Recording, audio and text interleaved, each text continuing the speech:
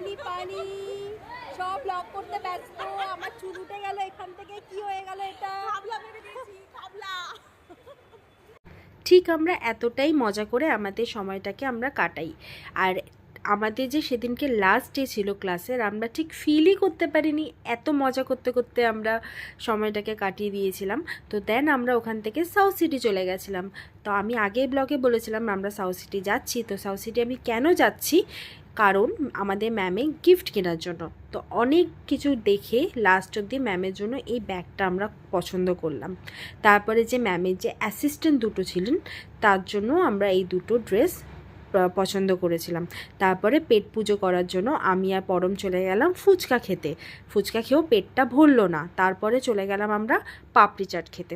কিভাবে এতটা সময় কেটে গেল সবার সাথে বুঝতেই পারলাম না।